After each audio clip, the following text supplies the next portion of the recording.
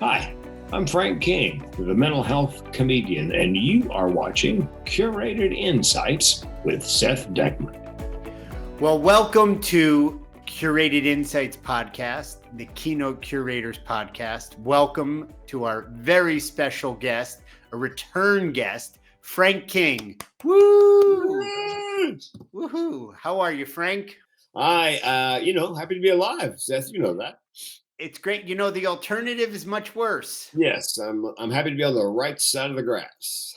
That's right. You know, I want to start right there, Frank. In May, which is just a few weeks away, we're dating our recording here, is Mental Health Month. Tell us a little bit about what that means for you. Well, it means I should be booked as a speaker every day in that month. I'm not. I have a few gigs, but no, it's a mental health awareness effort.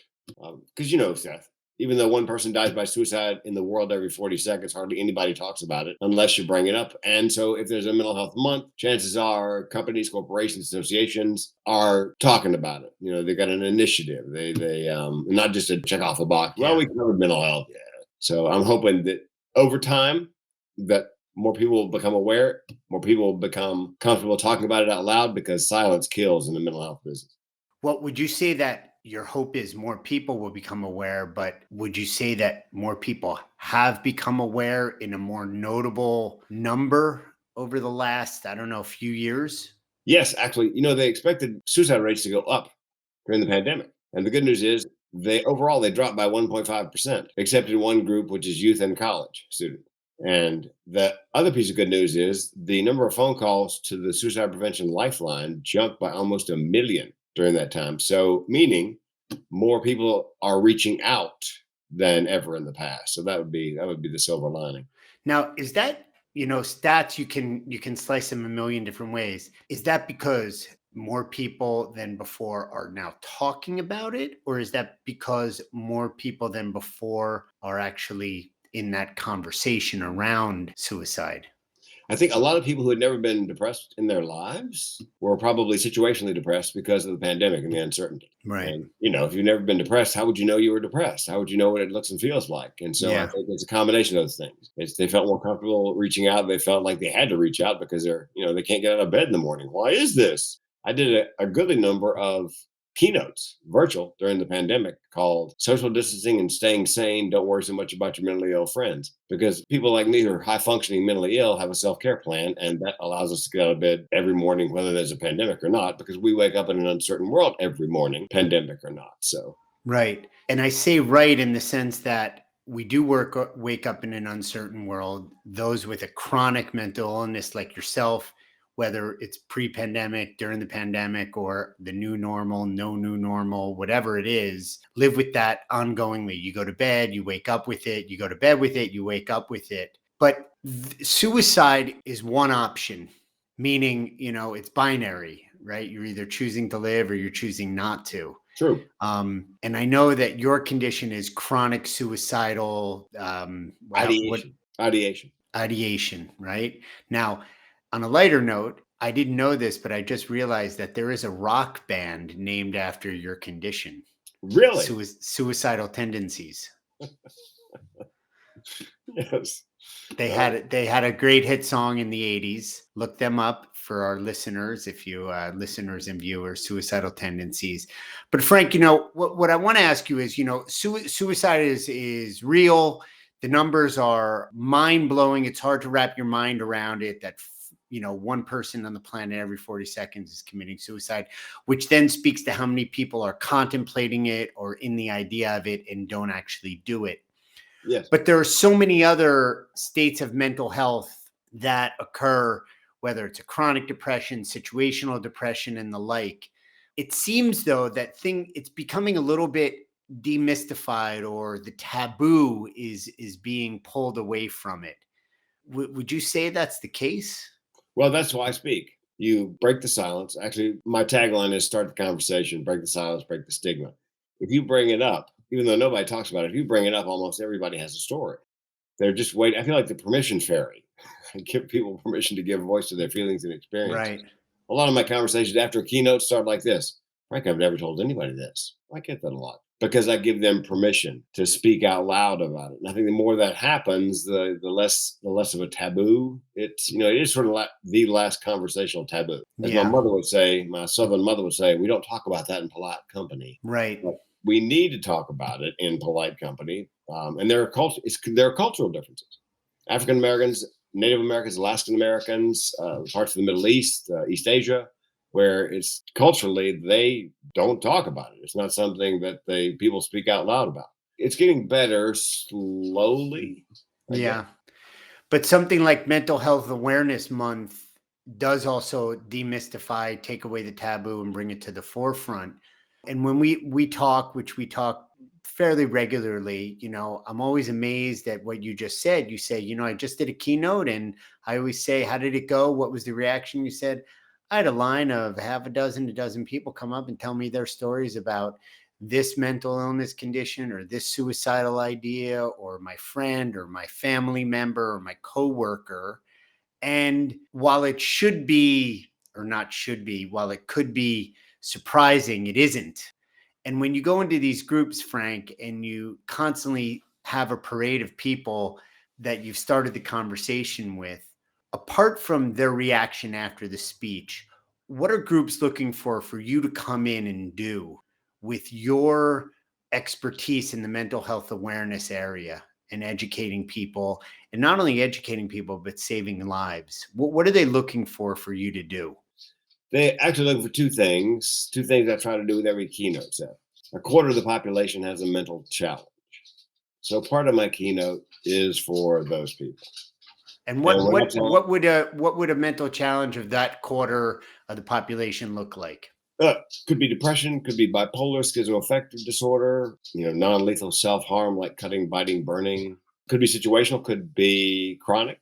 Just a quarter of the population has something treated, untreated, undertreated, diagnosed, undiagnosed. So part of my keynote is for them. And I tell my story about living with depression and thoughts of suicide and coming close to killing myself, which you can almost see them lean forward at that point. Like, oh my gosh, this isn't theoretical for him. The other part of my keynote is for the neurotypical, neuronormal people. One of the ways to demystify, to destigmatize, is to let them know, for example, people say to me, why did so and so want to kill himself? Well, chances are, most often, the person does not want to kill themselves.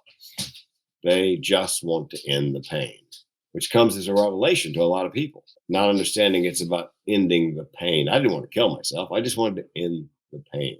Right. And that helps people wrap their mind around. It's hard to wrap your mind around how bad life could be that you want to kill yourself. But the element of pain, chronic pain in the case of mental illness. And the good news is 8 out of 10 people who are suicidal are ambivalent. 9 out of 10 give hints in the last 7 days leading up to an attempt. So I leave them on a hopeful note. Look, the majority of people can be saved, want to be saved. You just have to know what to look and listen for. And that's what I Right. teach them, signs and Right. symptoms. Because, people say after someone passes, he never said anything, had no clue. Well, chances are he was giving or she was giving hints and you just didn't know exactly what to look and listen Yeah. for. So, Frank, the groups bring you in and you have an overwhelming positive response on something that is a very difficult conversation to open up. In fact, as you say, you're the guy to start the conversation. But when you're dealing with a group that you get in touch with or they get in touch with you and they say, hey, look, we're considering having this topic, but geez, we don't want to scare people away. We don't want to have a room of empty chairs. This is not the most exciting thing. While it's important, while it saves lives, while it's a topic that has come to the forefront more so during pandemic times, it is something that people don't run towards on their own. So how do you assist a group, a buyer, a client to overcome that internal kind of resistance or concern? Well, and I do a good number of continuing education programs on this topic. I've got a 1 to 3 hour CE or CLE or CME, depending on the industry. And so what I do with the client is we make sure they understand my resume, that I wrote jokes for the Tonight Show for 20 years, comedian and speaker for 35. So it's not your average continuing education class. I send them a clip or two of one of my 6 TED Talks. I send them a comedy clip so that they understand that, again, it's not your average, it's not your father's continuing education class. That sort of helps break down the barrier to people coming to the event. And I did that in a little tiny town in Texas, just outside of San Antonio, and it was a public event. And I actually did a newspaper interview and 2 radio interviews by phone. And they're expecting 75 people. They set 100 chairs, and we had 150 people show up. Wow. So I think if you can just get the word out that somebody's coming to talk and they're not just a clinician, not just the do's and don'ts, then it helps to. And sometimes the audience is mandated to show up. Right. Yeah, I mean, it's part of if the company sets up an initiative. I just did an event in New York City in a building under construction called the Spiral in Manhattan. 1,000 construction workers. I did 7 keynotes in 2.5 days. They darn near killed me. And they just worked. Did you have to wear a hard hat on the construction site? It says you're supposed to be wearing steel-toed boots and a hard hat and a vest. And I said, am I the only one who didn't get the dress code memo? Because there I am in my Weegians, no socks, blazer. Yeah, and everybody else is dressed, for work. But they rotated through 1,000 people because in construction, 1,000 people die by accident every year and 5,000 die by suicide, which means you're more likely to jump off the building than fall off. They know they've got a serious problem. Here's the metric that I didn't realize, Seth. The event planner said to me, Frank, I was watching them watching you, and nobody was looking at their smartphone, which I didn't realize that's a metric nowadays. If you can get their attention, that much that they're not looking down or, doing something on their smartphone, then, even 85% of it, they're not, then you've done something, you've got their attention. Right. And, look, working on one of those tall buildings, it's extremely stressful. I know you do a lot of work with dentists. That's an extremely high suicide population, chefs as well. But, again, suicide is one aspect of it. There are those that, are dealing high stress, whether you're an alpha male, it could be a trial attorney, somebody on Wall Street, an emergency room nurse, teachers. These chronic stresses can exacerbate and develop into these depressive types of conditions. Do you come across that? Yes, absolutely. The big killer of dentists, veterinarians, physicians, attorneys is not suicide. It's stress induced or exacerbated, mental and physical illness, high blood pressure, heart disease, stroke, and of course, depression, thoughts of suicide. I didn't realize this, but I just did a college showcase, and I had a student come up to me and say, because I had on this pull-up banner, suicide prevention. And she said to me, Frank, suicide prevention is good. There are a certain number of suicidal students, 3 a day die by suicide in college. She said, but the big issue for us is stress. And I realized that's where I need to go is upstream, because upstream is stress, midstream is anxiety caused by stress, and downstream is thoughts of suicide. Right. So if we start far enough upstream and develop a self-care plan and some other preventive measures, then we can avoid, going midstream, downstream. So you are absolutely correct. Stress is the linchpin in all of that. Right. And, stress, I like the analogy upstream, midstream, downstream, because, especially in those professions, and let's say even students that are heading towards a veterinarian or in finance or those high stress kind of jobs, it could be like I said, an emergency room nurse, an anesthesiologist, say that 10 times fast. But, one in that line of work might be taught that suck it up, put up with it. It's part of the job, deal with it. It comes with the package. You asked for it. There's no other way. So it kind of gets pushed down, repressed, avoided. Are you seeing that? And then it goes into a midstream thing? Well, kids leave college. I didn't realize this, but I did some research, and 60% of college students in the last study I read self-report anxiety. 60%. Wow. That's double from 30% in the last 10 years. So, and think about professional school. Dentists, veterinarians, physicians, attorneys. It's like the Hunger Game. You've got to do well in high school. You got to cutthroat. Yeah, and you only so many slots in the Ivies and other top level universities, and then there's only so many slots for dental school, veterinary school, physicians, and so it's cutthroat. And like you said, and you've got people above you who were there first before you, who were saying things like, "Look, when I came through, it's just part of the job." It's not uncommon in most industries. If somebody's been there a long time and you're the new person, you're the new intern, or you're the resident physician.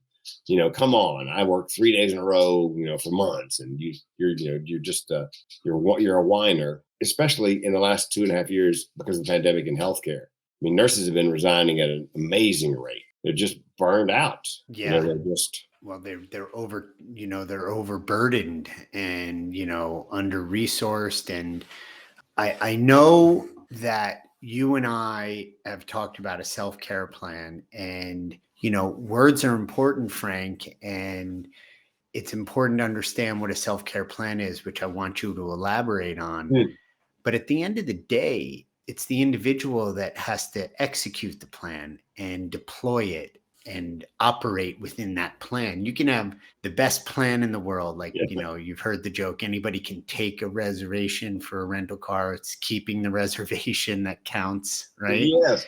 Anybody can write a plan. Anybody can come up with their own plan. But when they're stuck and the plan is staring them in the face, it might even be on their calendar, the alerts, the reminders might come up, and they can't get in that first gear. What do you recommend?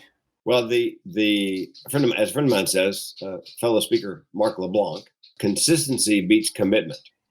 Mm-hmm. You can commit to a plan, that's great, but being consistent. So my plan is 5 things that I have control over, because the rest of it I just have to let go. All right. And again, I'm a slow learner, so go through these slow 1 through 5. Number Okay. 1. Number 1 is exercise. Okay. Exercise at least 5 days a week. And that could be a walk. It doesn't have to Yes, be, absolutely. Training for Mr. Universe. Yes, Miss which I am doing. Universe. But the Mr. Senior Universe. Yes, I actually walk the dogs in the morning. We have logging trails around here, and I walk 30 minutes uphill. I finally got to 30 minutes, and then of course 30 minutes back down. So I at least walk for 30 minutes uphill every day, and then I hit the gym as often as I can. So exercise. A diet. I'm on the keto diet, and I do intermittent fasting. I fast for 18 hours, eat for 6. Good night's sleep is restorative. Meditation twice a day. It's a MP3. It's called the Cat Napper. It's a guided meditation. Takes you down, brings you back up. Kind of like back in the old days with computers. We'll unplug and plug it back in. How long do you do that for? 29 minutes. 29 minutes. Is there a reason for that specific number? I don't know, but it works. I mean, I've been doing it so long. When he starts talking, I fall in a hole, and then sure enough, with about 12 seconds to go, he's counting back up to 1. You'll feel refreshed. I feel my breathing pick up. It's just so twice a day, usually after a meal, meditation. So we've got exercise, diet, meditation. Yes, and good night's sleep, and finally medication. And medication. And here's the thing about medication. 1 out of 3 people like their medication. It works really well. 1 out of 3, it works okay. And the third out of 3, it doesn't work at all. So that means 2/3 of the people who are medicated aren't properly medicated. So I recommend, there's not new, it's about 5-6 years old, cheek swab test like Ancestry. They take your DNA and they try to match it to the, let's say, antidepressant that works best with your metabolism. They give you a couple choices. Because you know what, Seth, the doctor only knows what the drug salesman told him about the drug. They have that, it's like throwing darts in the dark. They're just, or maybe he gets a trip to Hawaii if he prescribes. Well, that's often the case. Yeah. So I would say if your medication is not working, you need to do the DNA cheek swab. It's a couple $100. Most insurances cover it. I'd also say get a physical checkup. I had a friend who was horribly depressed. Turned out his body wasn't metabolizing iron. So they put him on a slow iron supplement, and guess what? Depression symptoms disappeared. Sometimes physical ailments present as mental illness symptoms. So that's my, and again, the thread that runs through all those things are things you can control. Now, let's say you can't get out of bed in the morning. It's called gamification. I make a list of 6 things, a literal to-do list, and I get out of bed and start moving forward. And as soon as I scratch off number 6, I don't care if it's 3 in the afternoon, broad daylight, I can go back to bed and do really what I want to do, is binge watch Netflix. Because you've accomplished your 6 things. Yeah, that's gamification. If I go to the gym, if I get all the way to the gym, my deal with myself is if I go in, do 1 rep of 1 exercise, I can turn around and go home. I've never done that, but that gets me to the gym knowing I can walk in, do a curl, and leave. But by the time I get there, I usually do an hour and a half. But it gets me moving forward, which is And I recommend the third leg of the stool is schedule. Try to eat at the same time, go to sleep, wake up same time, exercise same time. again, these are all things you can control and let the rest of it go. Gotcha. I am sitting here listening to you, and we've known each other, I would say, I don't know, 15, 16 years now, and we've done a lot of work together. And I've known you through some rough patches. Yes, you And, have. whether they were emotional, mental health, financial, you name it, we've run through the gamut. There's a lot of power in having somebody like you come in and speak to groups because the proof is in the pudding. And the irony is that so many people's mental health challenges have been exacerbated during the pandemic, which I see the light at the end of the tunnel. I'm hopeful, I'm optimistic about this pandemic, right? It'll turn into an endemic and then, dissipate beyond. I don't want to keep marking our conversations with that. But here it's important, Frank, that you're speaking, the work you're doing, the difference you're making in the mental health field has actually flourished. And you've expanded your capacities, you've expanded your reach, you're finding more and more of a voice that can make a difference and save lives. Mm-hmm. And during all that, your suicidal tendencies are still there? Oh yeah, yes. It's chronic suicidal ideation means it's always on the menu. I've told you this before. My car broke down a couple of years ago. I had 3 thoughts: unbidden, get it fixed, buy a new one, or kill myself. That's just how it works. The upside of that is every time I've spoken since 2014, there's been at least one person in the audience, sometimes more, who have the same condition but don't know it has a name. They think they're just some kind of freak and completely alone. I did a college, and a young woman came up after. She said, "Thanks for your keynote." I said, "You're welcome." She goes, "But it made me weep." How to make you weep? She goes, your story about the car? Yeah, I have those thoughts all the time. I didn't know it had a name. I thought I was just some kind of freak and completely alone. And when I heard you say that out loud, I realized for the first time in my life that I'm not alone, and I wept. Yeah. That, Seth, is what keeps me alive. Yeah. Well, that's the power of sharing.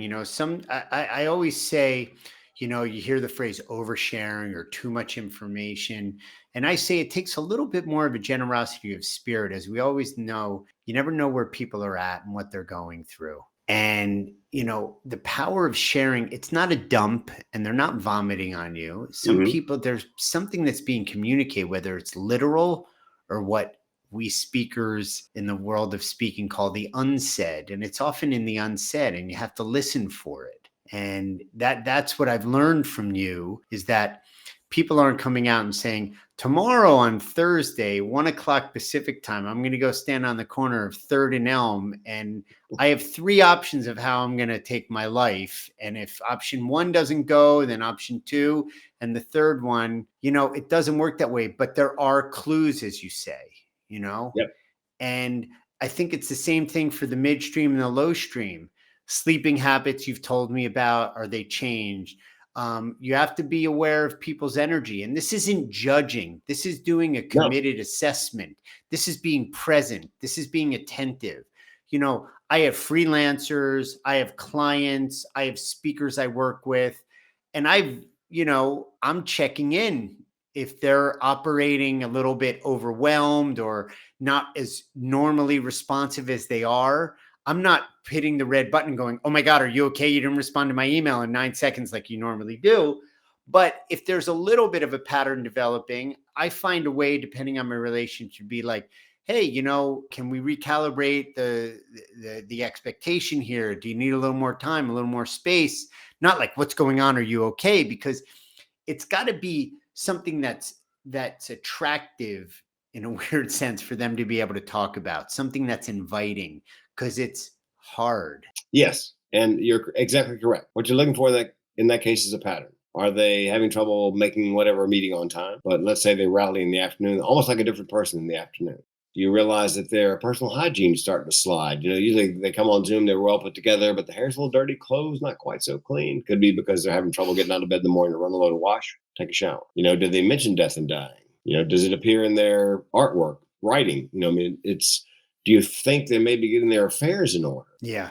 That's a big one. Yeah. In terms of suicidality, they're getting their affairs in order, and they're, that kind of. So you're just looking for patterns, and it's a difficult conversation to have.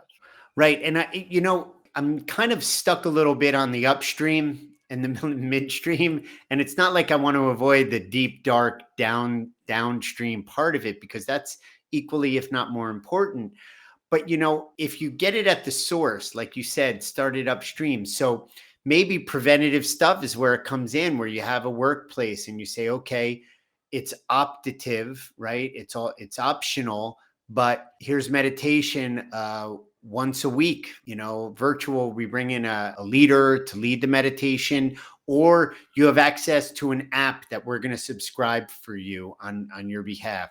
Or once a month, we'll do a 45-minute clinic on nutrition or health and well-being.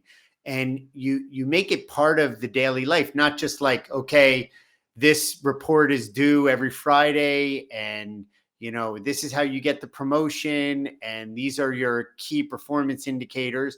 But also included in that are these pieces that you say: the nutrition, the diet, Mhm.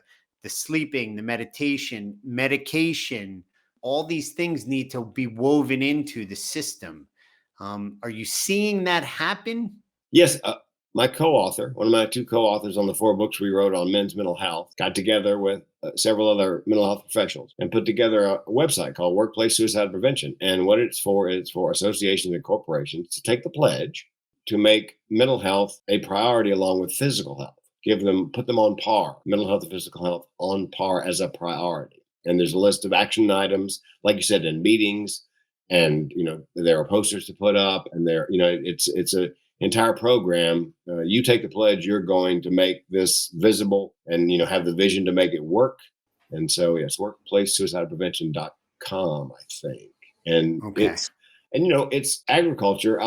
Farmers have a really high rate of suicide. Yeah. 2014, I started reaching out to farm bureaus, and they didn't want to hear it. And all of a sudden, last year in June, I was in Iowa, and in November, I got a call to come speak in November by the Montana Department of Agriculture and the Farm Bureau. So they finally tumbled. We've got a problem. It's not going away. So they're putting in procedures and and phone Right. numbers and resources, and I was there sort of to kick it off. That's great. That's great. And that's what Mental Health Awareness Month is all about. And really, it's every month. We're just using the month of May to really put more of a spotlight on it, but it's every day, all lifelong. And Yes, it's not just you, it's your neighbor, it's your family members, it's your friends, it's your schoolmates, it's your work colleagues, it's my fellow speakers that I work with: Frank, the mental health comedian, Frank, white collar comedy, Frank King of all sorts of animal rescue fame. yeah, my goal is to rescue animals 2-legged and 4. So that's my. You're non-discriminatory in that sense. You're an all-inclusive, diversified rescuer. That's So right. we And appreciate that. on the speaking side of it, I tell the speakers that I coach, I coach TEDx, I coach speakers. I say, look, if you can move them from pole to pole, from laughter to tears and back, if you can get on stage, tell your story and be vulnerable. As Brene Brown said, vulnerability is my superpower, especially a man. If I'm choked up. When I was doing that thing in New York in that building under construction, the guy who booked me was sitting in the back of the room next to a big burly iron worker. And I was telling the story of why the main reason I don't kill myself. And he said, when you got through the story, Frank, I watched and a tear rolled out and down his cheek. He didn't sob, he didn't weep, but just one tear rolled out of the corner of his eye. And he said Wow. he said that's when I knew. That speaks volumes, Yeah. when you really resonate. But everybody manifests it differently, And I give out my phone number every speech. Right. Look, if you're suicidal, call the hotline. If you're just having a bad day, call a crazy person. Here's my number. Next morning, I woke up. I'm in New York. I look at my text. It's a New York number. I don't recognize it. And text simply said, "Can I get the phone number again for help?" Didn't want to ask during the Q&A. Didn't want to ask individually afterwards, but texted me. And I read it that morning to the next group I spoke to. And I said, look, I got choked up. I said, I guess big boys do cry. So. Yeah. Well, it's important. You're demystifying, you're breaking down the barriers, and no barriers life. And there's a lot of obstacles to overcome in this conversation. And your work is so important, and it's making a difference.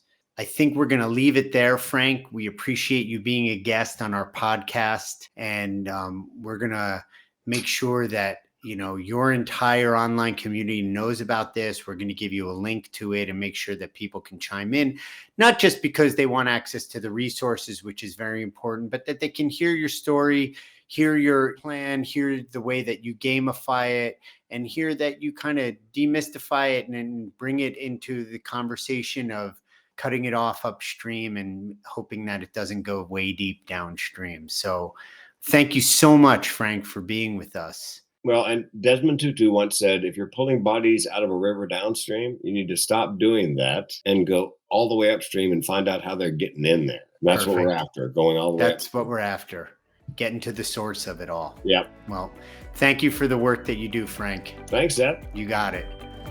If you'd like to learn more about this speaker, visit our website at thekeynotecurators.com. There you'll find dozens of videos of speakers that are a perfect fit for your event. If you'd like to reach out directly, please click on the link below in the description. My name is Seth Dechtman, and you've been watching Curated Insights.